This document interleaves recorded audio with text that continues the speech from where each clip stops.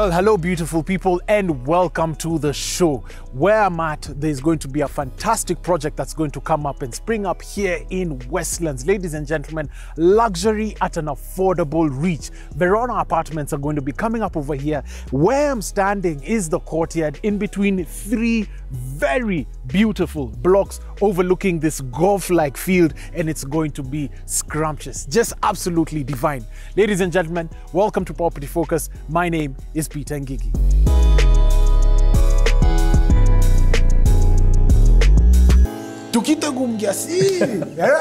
How are you doing? I'm good, Peter. Pleasure to meet you. Very nice to meet you. Brilliant. I know you, but tell the viewers a little bit more about yourself. Firstly, thank you for inviting me, Peter. Welcome. It's a pleasure. I've never done this before. Yes. My name is Jatinder, Jatinder Singh 30. My friends call me JT. Everyone around knows me as JT. You know me as JT. I'm the founder and owner of Innovative Planning and Design Consultants. We are architects. Myself, I've been in this space for approximately 25 years. My journey started in England, UK. So I studied out there in University of Nottingham. I then worked for a big company out there called Benoit Architects. They're a huge outfit, mostly specializing in commercial, retail. So the experience out of there was quite something. And then you know how it is, home is home. True, true. So decided to get back home and start all over back in Kenya. Okay. So I then worked for one of the big boys out here. And funny story, I got my first break in 2009. And that's when I started Innovative Planning and Design Consultants. In short, IPDC. And like I said, funny story, that was in Gypsies at 2 in the morning. Okay. Wonderful. So that's where I got my first client. And again, they're with us. We do a lot of projects for them. Okay, which is the reason why we're here. We're here for Verona. Yes. What was your response to the client's brief? Let me start by saying that every client, every site is different. The client for Verona is a happy client. Okay. They listen to me at least. Okay, super. Or they listened to me. Okay. But before we formulated the brief, what we asked the client to do is conduct a feasibility study. Okay. Like I said, every site is different. So feasibility study, I mean, where is this plot? What's the location of it? What's the size of the plot? What is the market demand for that site? Taking those parameters into account, we then sat down and formulated a brief with the client. In this instance, the client wanted to create a very high-end, although a bit dense, but very high-end product, which is affordable to everyone. Okay. Yeah, and that's where we started from. So then the next step before we get into the design side of things, we also asked the client to let us do a site analysis for them. So after the feasibility, we went into site analysis. Now site analysis, I mean, you've got to see the size of the plot, yes, the lay of the land, you've got to see the prevailing winds, you've got to see the directions, east, west, where the sun sets, where the sun rises. And more importantly, you gotta look at the views. Yes. Views out and also views in. You know, the building has to be legible. The building has to be seen, to be appreciated. It's like walking into a bar and seeing a nice lady, you know. That's the first thing it gets you. Okay, interesting, interesting. Brilliant. And so out of that site analysis is then we move forward onto the design stage. The design ethos for Verona. Tell us a little bit more about that. Interesting one, Peter. Yes.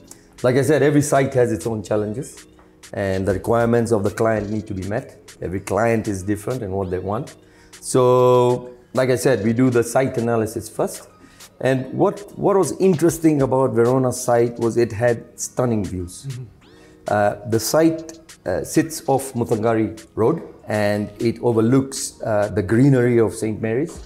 And then all the way out towards the horizon is Kileleshwa and Kilimani. So it's all trees. It's all trees. You know, you'll be surprised when you really start looking at Nairobi with a keen eye, how green our city is. Wonderful. And the amount of trees out there. I say Kileleshwa, Kilimani, first thing you think is a concrete jungle. Exactly. Yeah, but you got to see, I mean, the brochures and the three-dimensional images that we have created.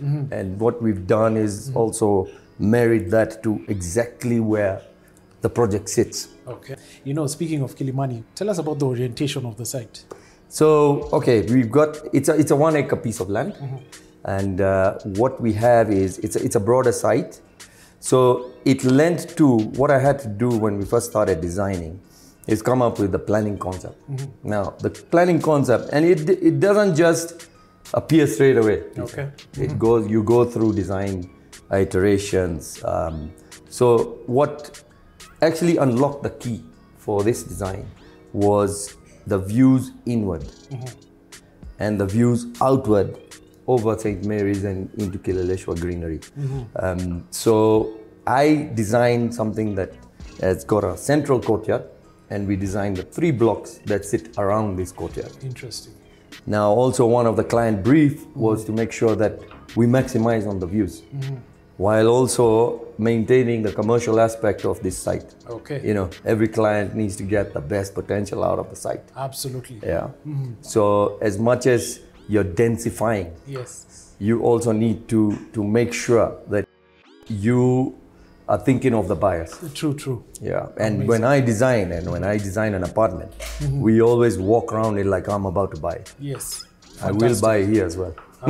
Well, we'll follow the project. We'll follow the project and get to have a look at that. That was the key that unlocked it. Okay. After that was pretty much designing the apartments around these 3 blocks or in these 3 blocks. So what happens is we get the best area, the square footage, the best mix, and the best feasibility in terms of what buyer is coming here. Super. Yeah. One of our briefs was to make sure that we provide for each and every buyer. Yes. We want a plethora of guys coming here, from professional to young families to investors. Yes. Yeah. Even down to people who have sold their pieces of land and need somewhere to stay with space. Yes. So we've got a mixture of studios, 1 beds, 2 beds, the 3 beds, and 2 levels of penthouses, which are huge. Super. After that is when you begin to start creating what we call the grid, the structural grid. That has to then marry down into your parking. Most people think that design just originates like that. It's not the case. There is a process that you've got to go through. Yes. So marrying that grid down into my car park decks, making sure that my car park to apartment ratio is correct. Okay. And then now I have a base to start with. From there, amenities was very key for this project. Okay. So again, we sat down with the clients. We went through what amenities this space requires or this location requires, trying to create a self-sustaining community. Okay. And then you start putting the pieces of the puzzle together. Now, I'm a firm believer of form follows function. Amazing. I've just explained to you the function of this building. Okay. From the function, now comes the form. And like one of my clients termed it, we're going to dress up the bride. Dressing up the bride is an interesting one because I can make this building look like it's from New York. I can make it look like it's from Shanghai. Okay. I can make it look like it's just landed in from India, which I did with one of my buildings on Second Parklands. Okay. Well, that's a story for another day. Or I can make it look like it's a South African building, you know. So in this case, what happens is we first take our function. We make sure our numbers are working, we make sure everything, our balconies are in the right places, our views are in the right zones. We make sure that, you know, the courtyards are working, my entrance exits are working. And then from there is when we start dressing up this bride. Okay. So Verona was an interesting one because we're going quite high. The verticality and the scale of this project has got its own wow factor. But hey, you know what? When I just block up a commercial building, it looks like a big, giant, straight wall. Yes. That's when we started getting into the form. Yes. And what makes this building interesting, we found. And again, that's after quite a lot of design reiterations with the client. By the way, they made me work. They challenged my mind. Okay. And that's why I love this client. What actually, again, unlocked the facades of this building were the interesting play on the balconies. Tell us about that. Usually you expect those straight balconies and that's it, you're done with it. Yes. What we did is we accentuated, we took the verticality of this building. Yes. And what I wanted to do, and what the client also wanted to do, is kind of create some horizontality within that. Okay. Yet keeping a drama that just pulls you into that thing. So we started with the front facade, and we took the balconies, we played with the forms, and these forms started giving it a very three-dynamic kind of look. Okay. When you see on the computer generated models, when you see the shadows dropping on the facade, it creates that wow factor that I don't think has been done before here. Yeah. It should be a one-of-one actually in the area, the whole strip. Yes, yes, correct. And we're hoping it will be. When you look at what we produced, or when the marketing material comes out, yes, and we go out to the market with this product, I'm hoping to get those reviews. Amazing. I'm waiting to see what happens. Super. Speaking of the facade, what materials are you going to use that? So a few things here. I didn't explain to you my tree of life. Please go ahead. You know, I explained to you my balconies. So the balconies create that horizontality, yet not breaking the verticality, because the verticality is also the wow factor here. Okay. So I've got this central core, and the idea was, what are we going to do with it? It's a lift and stair core. How do you make a lift and stair core interesting? It's just a brick wall going up 17 stories. 17 stories. So we came up with the idea of the tree of life. Okay. Yeah. We took Sky High, who are our clients, and we said Sky High is going to create something that is going to grow and grow and grow. So we took this concept of a tree of life, and we've used cut metal screens to create that really nice pattern. So you can see the tree growing up all the way. Interesting. And then every scheme of mine, and that's my trademark, let's put it that way, always has a hat or a hairstyle. Okay. I told you about the pretty lady. Yes. The hair's got to be good. Now you've got a dresser. So I got a dresser. So we created this tree of life that creeps up all the way, and right at the top it ends up on Sky High, Verona. Amazing. Yeah. Okay. So the tree of life grows up. That theme then we followed in through the whole development, including the entrance exits. Again, you've got to create that little inviting, modern, yet a bit homely feeling. You've got to feel like you're coming home. So material-wise, we've got that tree of life, which is cut metal aluminium screens. Then we've got a lot of timber. We've used a lot of timber, and you'll see that coming out in the interiors. We've used a lot of natural stone, and a lot of glass. The glass gives it the modern look that we're after. And also, you know, one of the client briefs is I want light and air. Yes. Yeah, you can be walking through a corridor. Yes. Which is blocked up on both sides by apartments, and it's like walking through a hotel room corridor, but this is an apartment. So light and air was very key. Also to capitalize on the views. So yeah, in terms of materials, that was it. Brilliant. More on this after the commercial break.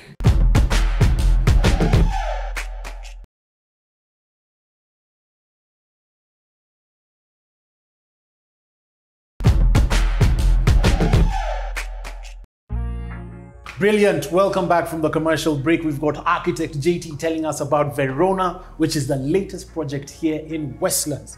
Now, welcome back to the show, sir. Thank you, Peter. Amenities. Many questions are coming in right now. They want to know, what will it have?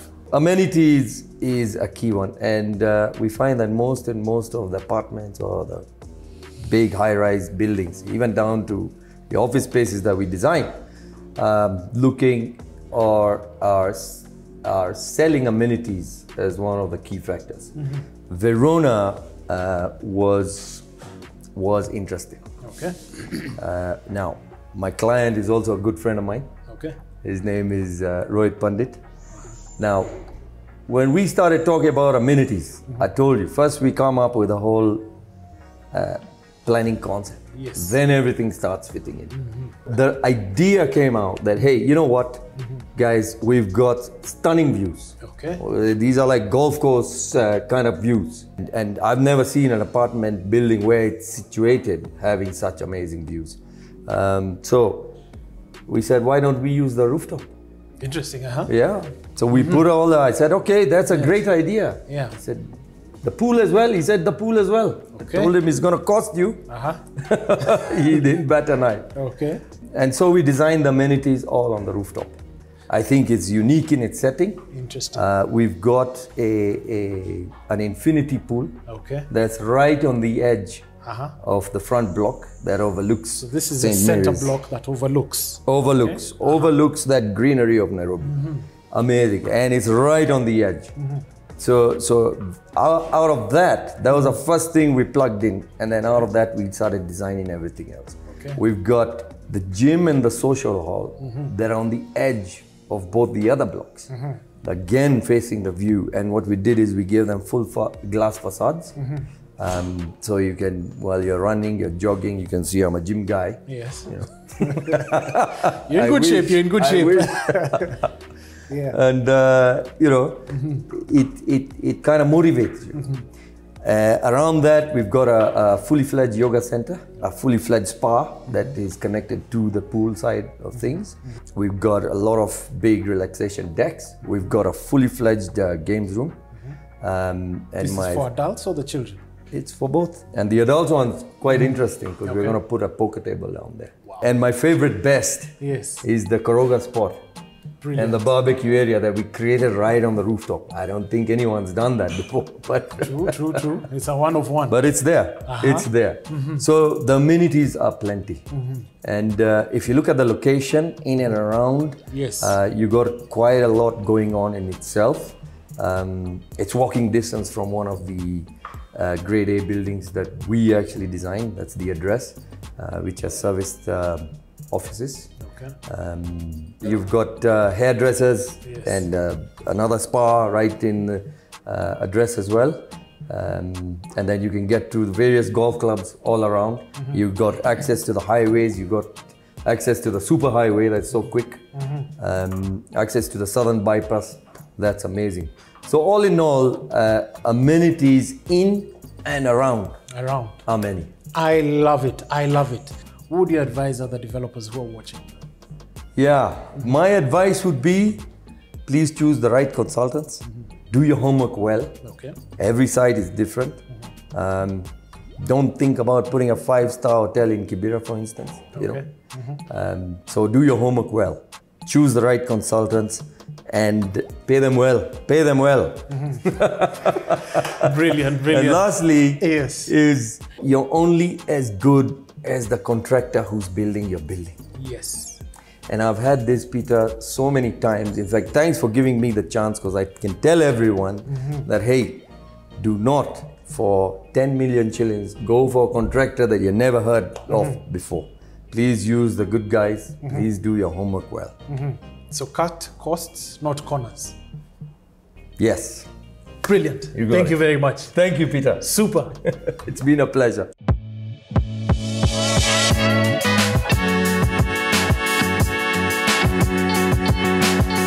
Super. That was a brilliant conversation with the architect, JT. Now, I really appreciate the views that they have that are going to be unobstructed, because you've got St. Mary's that's going to be over there with a golf-like view. And I really appreciate the exceptional, extraordinary vision that they're just taking with the facade and everything in it. Now, we'll be following up and keeping up with the progress of this particular project. This has been Property Focus. Till next week, same place, next time. Goodbye.